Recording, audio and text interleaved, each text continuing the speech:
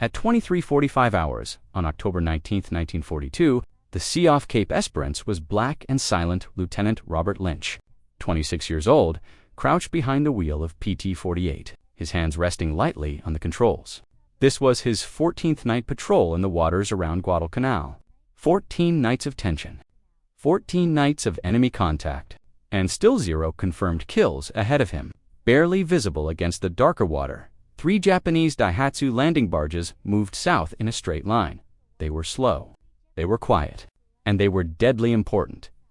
Each barge carried 60 fully armed Japanese troops, along with ammunition, fuel, and food destined for the front lines on Guadalcanal. These barges were not warships, but they were keeping the war alive. The Americans called this nightly supply operation the Tokyo Express. When Japanese destroyers became too vulnerable to American aircraft, the enemy adapted. They switched to bargas, smaller targets, harder to detect, shallow draft vessels that slipped through the darkness almost untouched, and PT boats couldn't stop them. Lynch glanced down at the weapons mounted on PT-48.4 Mark 8 torpedoes, each weighing more than 2,000 pounds, each carrying a 466-pound TNT warhead. Devastating weapons on paper. But there was a problem. The torpedoes had a minimum running depth of 10 feet. The Japanese barges drew 5 feet of water. The torpedoes would pass directly underneath them. For weeks, the pattern had been the same. PT boats detected barge convoys. PT boats attempted torpedo runs. The torpedoes missed. The barges returned fire, and sometimes the PT boats didn't come back. By mid-October 1942, Motor Torpedo Boat Squadron 3 had already lost 6 boats in the waters around Guadalcanal. 17 sailors were dead, burned, drowned, shot. The other weapons aboard PT-48 weren't much better. Twin .50 caliber Browning machine guns, capable of firing 850 rounds per minute. Against wooden fishing boats, they were terrifying. Against steel-plated Daihatsu barges, they were almost useless. The .50 caliber rounds struck the barges and sparked harmlessly off the armor, leaving the enemy machine guns free to return fire. Lynch watched the barges through his binoculars. Each one carried a Type 92 heavy machine gun already manned. If those guns opened up, PT-48's thin wooden Holt layers of mahogany planking would not survive long, yet letting the barges pass meant more Japanese troops, more ammunition, more pressure on American Marines fighting inland. 3 miles away sat Henderson. Field captured by U.S. Marines on August 7th, Henderson was the only American airfield on Guadalcanal. The reason the island mattered at all: whoever controlled Henderson controlled the skies. But by October, Henderson Field looked less like a base and more like a graveyard.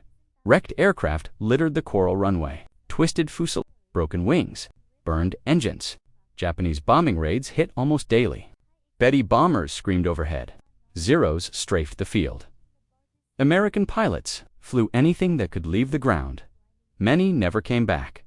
Dozens of Bell P-39 Oricabras lay shattered around the airfield, written off as total losses. Engines destroyed, airframes ruined, but their weapons were still there. The P-39 was a strange aircraft. Its engine sat behind the pilot, driving the propeller through a long shaft beneath the cockpit. This unusual design created empty space in the nose, and inside that nose was something remarkable: a 37mm Oldsmobile M4 automatic cannon. This was not a machine gun. This was artillery. The M4 could fire 150 rounds per minute. Each high-explosive shell traveled at 2,000 feet per second. The cannon was designed to destroy aircraft hand light armor. A single hit could tear open steel plating. Lieutenant Lynch had seen the wrecked Airacobras before. But that night, watching the barges slide through the darkness, the idea hit him with sudden clarity. If torpedoes couldn't hit the barges, if machine guns couldn't penetrate them, then maybe the answer wasn't on his boat at all. Maybe the answer was lying broken and forgotten on Henderson Field. At dawn on October 20th, Lynch walked the airfield. He counted 23 wrecked P-39S. Mechanics had stripped radios, instruments, control cables, anything reusable, but no one had touched the cannons. They were aircraft weapons. No naval mounts, no doctrine, no permission. Lynch stopped beside one wreck, its nose buried deep in coral. The 37mm barrel jutted forward, like a steel finger pointing at the enemy. He did the math in his head: 30 rounds per magazine, high, explosive, automatic fire. Then he looked back toward the water, where PT-48 waited at the dock. 3 of his crewmen stood nearby. Watching him silently, they already knew what he was thinking. That afternoon, Lynch approached Commander Alan Calvert, the commanding officer of Squadron 3. There were no forms to fill out, no official requests, no procedures, just a question. What if we put an aircraft cannon on a PT boat? Calvert understood the risk immediately. If it failed, men could die. If the mount tore through the deck, the boat could be lost. If higher command disapproved, careers would end. But Calvert also understood something else. If they didn't try something, more boats would burn by 1630 hours. 4 PT boat crews were on Henderson Field with cutting torches and wrenches. They had until nightfall. They were about to do something the Navy had never authorized, never tested, and never imagined. And by the next night, it would change naval warfare forever. October 20th, 1942. Henderson Field had exactly 6 hours of daylight left. Lieutenant Robert Lynch stood among wrecked aircraft with a stopwatch mentality. Every minute mattered. Japanese barges would run again that night. If the idea failed door wasn't finished in time, PT boats would go back out with weapons that didn't work. The Oldsmobile M4 37mm cannon weighed over 280 pounds when fully assembled. It had never been mounted on anything except an aircraft. No naval pedestal, no shock absorption for waves, no blueprint, only desperation. The first wrecked P-39 they approached had been sitting in the tropical sun for weeks. Its engine was seized solid. The cockpit canopy was shattered. Coral dust coated everything. But the cannon was intact. Technical, Sergeant James Coogan crawled into the crushed nose section with a wrench and cutting torch. Before the war, Coogan had been an aircraft armorer in Michigan. He knew this weapon down to every bolt and hydraulic line. Cannon was attached to the aircraft's reduction gear housing with 8 high-tensile steel bolts. Each bolt required a 15/16" socket. Kugan only had a Siffinger-Sen inch in wartime. Close enough was good enough. Disconnecting the cannon was slow, careful work. Hydraulic recoil lines had to be severed without damaging seals. The charging cable was rusted. Electrical firing solenoids were fused with corrosion. Then came the engine mount. They cut through hardened steel with sparks flying. Across the coral runway, it took 2 hours to remove the first cannon. The second wreck was worse. The aircraft had been hit 11 days earlier. Hydraulic fluid inside the recoil system had congealed from heat. Bolts had expanded and seized. There was no penetrating oil on Henderson Field. They used aviation gasoline, soaked the bolts, waited 20 minutes, and tried again. The bolts screamed as they broke loose. By 1730 hours. 3 cannons lay on the ground beside the runway. Coogan inspected them, one by one. The first had a hairline crack in the recoil cylinder. Useless. The second had a bent feed paw. Repairable barely. The third was pristine. 1 cannon. That was all they had. Now came the harder problem. How do you mount an aircraft cannon on a wooden boat? PT-48 was an 80-foot Elco boat built from mahogany planking over oak frames. Strong enough for machine guns, but no one had ever calculated deck loading. For an automatic cannon firing explosive, shells. There was no naval gun mount, so they built one. Henderson Field's machine shop was barely a shop at all. 1 lathe, 1 drill press, 1 welding rig powered by a dying diesel generator. Chief Machinist's mate Donald Frey sketched the design in 40 minutes with a grease pencil. Simple, brutal, functional, a steel base plate, a vertical pipe pedestal, a rotating collar, a yoke to hold the gun, all made from scrap, steel scavenged from destroyed landing gear. The generator powering the welder overheated constantly. They welded in 5-minute bursts, waited for the engine to cool, then welded again. The base plate took 40 minutes, the pedestal pipe 30. The rotating collar took over an hour. Its bearing surfaces had to be smooth, or the gun would bind under recoil. By 2,100 hours, the mount stood complete. It looked crude, ugly welds, scorched paint, a noticeable wobble. But it could hold the cannon. They loaded the mount and gun onto a truck. 3 sailors rode in the back, gripping the weapon to keep it from bouncing loose on the rutted road at 2,230 hours. The cannon reached a dock. A Higgins boat ferried it across Iron Bottom Sound to PT-48. Waiting at Tulagi, Lynch's crew had already marked the mounting points. On the bow deck, the deck framing underneath had been doubled strong enough for a .50 KL turret. Maybe strong enough for this. They drilled 4 holes through 3/4-inch plywood and 2 inches of oak framing using a hand-crank drill, 30 minutes per hole. 2 hours total. 1:15 on October 21st, the base plate was bolted down. The cannon was lifted into place. It fit, the collar rotated, the yoke held, the barrel elevated and depressed. Nobody breathed until it moved. Then came ammunition. Each horseshoe magazine held 30 rounds and weighed 40 pounds loaded. PT-48 had no ammunition bay designed for this weapon. They stacked 6 magazines on the deck, unsecured, beside the gun mount. Reloading would be manual. Slow, dangerous, no one liked it, but it was all they had. At 2 o'clock hours, PT-48 became the first U.S. Navy patrol torpedo boat ever armed with an automatic aircraft cannon. The gun had never been test-fired. The mount had never been. The crew had 0 training. None of that mattered. Japanese barges were moving supplies that night at 22 o'clock hours. PT-48 left Tulagi with 3 other boats, PT-40, PT-246, and PT-60. Lieutenant Lynch commanded PT-48. On his bow sat a weapon born from wreckage and guesswork. Gunner's mate 2nd Class Harold Mitchell volunteered to fire it. Mitchell had fired machine guns in combat 12 times. He had never fired a 37mm cannon. The night was overcast, no moon, visibility less than 200 yards.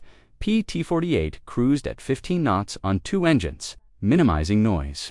The cannon pointed forward, silent dot. At 23:55 hours, radar picked up contacts for surface targets bearing 320 degrees, speed 8 knots, Daihatsu barges. Lynch altered course to intercept. Doctrine said, launch torpedoes at 1,000 yards. Doctrine didn't work. Lynch needed to get close at 1,500 yards. Mitchell charged the cannon manually. The mechanism worked. The first round seated safety off at 1,000 yards. The lead barge spotted them. The Type 92 machine gun opened fire. Tracer rounds stitched the water. Lynch didn't turn away. At 800 yards, he gave the order. Fire. The cannon roared. The muzzle flash lit the bow white. The recoil slammed. Backward, the deck flexed. The mount held. The first explosive round hit the barge's armor and detonated. Then another dot, then another. The steel plate, shattered dot fire, erupted inside the barge. Men jumped into the water. 12 seconds later, the first magazine was empty. Mitchell reloaded. The second barge tried to turn. Away. PT-4, 8 closed, 30 more rounds. The barge exploded. Ammunition cooking off in a fireball visible for miles. The third barge scattered. The fourth ran. PT-48 pursued one more target by 2:20 hours. The engagement was over. 2 barges destroyed, 1 disabled, 0 American casualties. The cannon hadn't jammed. The mount hadn't failed. The deck hadn't collapsed. Lynch radioed Tulagi, the aircraft cannon works. By dawn, every PT boat commander wanted one. But Henderson Field had only so many wrecked aircraft, and the war wasn't waiting. Asterisk, the sunrise over Iron Bottom Sound on October 22, 1942, looked the same as always. Burned wreckage floated on the water. Smoke drifted from the jungle. The war showed no sign of slowing, but something had changed. Japanese barge traffic that normally ran like clockwork was suddenly cautious.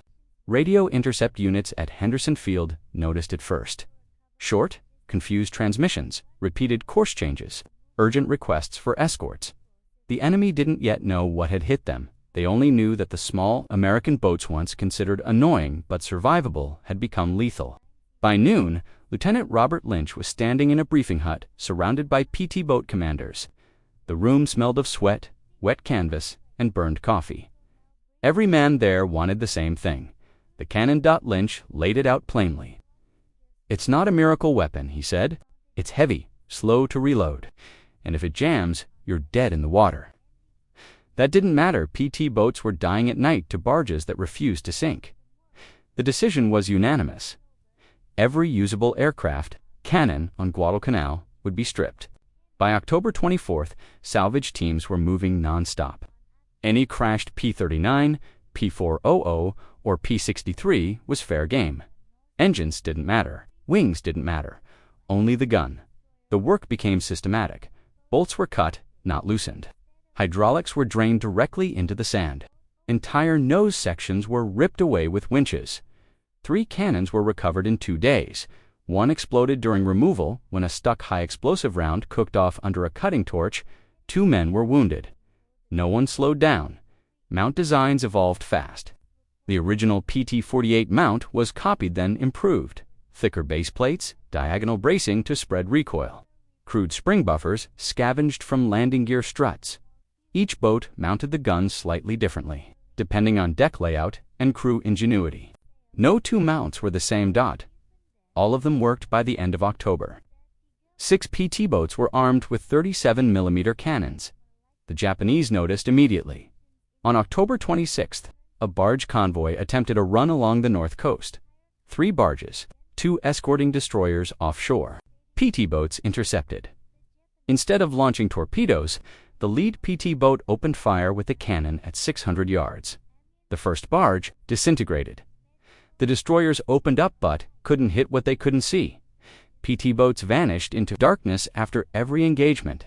Japanese reports described small, fast vessels firing large shells like destroyers. Another report used a different phrase, Oni no Fune. Demon boats. By early November, barge crews refused to sail without escorts. Even then, it wasn't enough. The 37mm shells punched through barge armor like paper. Explosions inside cramped holds turned supply runs into death traps. Entire convoys began turning back. This had consequences. The Japanese army on Guadalcanal was already starving. Rice rations dropped. Ammunition shipments failed. Medical supplies never arrived. American intelligence noticed patterns. Enemy artillery fire decreased. Counterattacks weakened. Wounded soldiers were left untreated. All because supplies couldn't cross 20 miles of water. PT boats had done what airstrikes and destroyers couldn't. They had made the night unsafe, but success brought new problems. The cannon's recoil was brutal. Repeated firing cracked deck planking. Bolts loosened. One mount tore partially free. During an engagement, slamming backward and injuring the gunner, another boat suffered a jam mid-fight. The crew had to dump the entire cannon overboard to avoid being captured. Training became critical. Gunners practiced reloads blindfolded. Deck crews reinforced framing with scavenged steel. Mounts were inspected before every patrol. Ammunition was the biggest issue. Aircraft supply prioritized fighters, not PT boats. So crews scavenged partially burned magazines from wrecks. They cleaned soot-blackened rounds by hand. Some rounds were duds, others detonated late. Every shot was a gamble. Still, no one wanted to go back. Japanese tactics adapted to barges traveled closer to shore, hiding behind reefs. Decoy barges were sent ahead to draw fire. Machine gun nests were set up on beaches to ambush PT boats. It didn't stop them. PT boats began using a new tactic. They would fire 1 or 2 cannon rounds, then disappear. The psychological effect was devastating. Japanese sailors called it thunder from the dark. On November 12th, a captured diary from a barge crewman was translated. It read, "Night brings fear. The small boats come. The shell explodes and there is no warning. Men do not scream, they vanish." Asterisk, for the first time in the campaign. The Japanese were afraid of the night. But higher command in Washington wasn't celebrating. They were nervous. No official authorization existed for the modification. No engineering tests, no Navy approval. If something went wrong, if a boat exploded or capsized, the blame would be severe. An inspection team arrived in late November. They saw the mounts, the welds, the unsecured ammo stacks. The report was blunt. Non-standard armament, dangerous, effective. The Navy made a decision. Instead of stopping it, they standardized it. Blueprints were drawn based on field designs. Reinforced mounts were manufactured. Newer PT boats arriving in the Pacific were pre-fitted for heavier guns.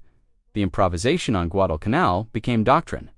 By December, PT boats across the Solomon Islands were armed with cannons 37 mm, 40 mm, even 20 mm Oerlikons. The barge war was effectively over. Japanese supply losses skyrocketed. Guadalcanal was no longer sustainable. The Japanese evacuation was complete. The island was secured. No parade honored the PT boat crews. No medals matched the impact of their work. Their innovation didn't come from a laboratory. It came from wreckage, sweat, and fear.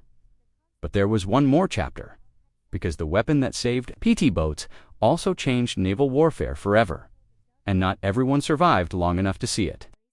By early 1943, Guadalcanal had gone quiet. The guns still fired occasionally in the distance, but the constant panic, the nightly scramble, the desperate intercepts was over. The Japanese were gone. On February 9, 1943, the final evacuation was confirmed. The island that had consumed men, machines, and time for 6 brutal months was finally secure. For the PT boat crews, there was no celebration. They were already moving north. New islands, new missions, new nights. The aircraft cannons remained bolted to their decks, scarred by heat and salt. Some mounts were now factory-built, cleaner and stronger, but many boats still carried the original field-made versions. Welds uneven, paint burned away. Each one a reminder of how close things had come to failure. The Navy officially approved the modification in March 1943. A short, dry document described it as forward-mounted automatic cannon for close surface engagement. No mention of desperation.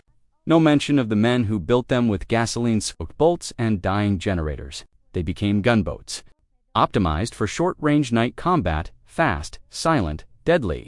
The Bismarck CPT boats arrived already armed with heavier weapons. 40 mm Bofors, twin .50 caliber turrets, 20 mm OERLIKONS. All of it traced back to Guadalcanal.21, wrecked aircraft.21, idea that wasn't supposed to work. But innovation always comes at a cost. Not every crew survived long enough to see the war end. August 6, 1943, PT-248 was hit by Japanese shore batteries during a coastal sweep. The boat was crippled, then abandoned. The crew escaped into the jungle and was recovered.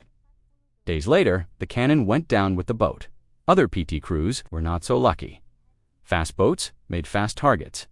Japanese defenses adapted. Searchlights improved. Radar closed the gap. Night was no longer completely safe. By 1944, PT boat casualty rates had risen sharply, but their mission never changed.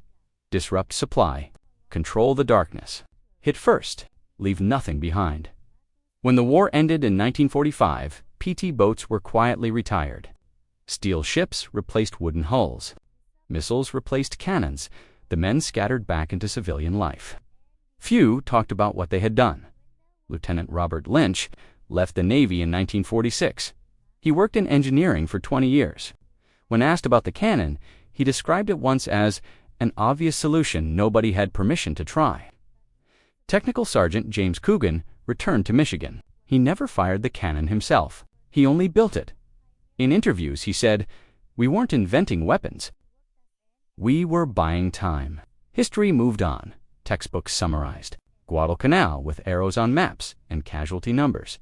The PT boats became footnotes. But the idea survived. Modern fast attack. Craft the kind used today by navies around the world carry heavy forward guns on small fast hulls. The logic is the same. Speed.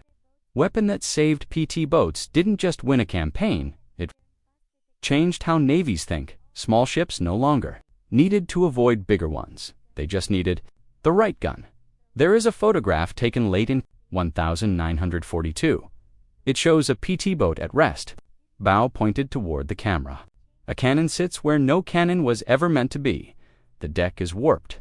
The paint is burned. The crew looks exhausted, but they are alive, and the sea behind them is empty. At night, veterans of the Solomon Islands used to say something strange.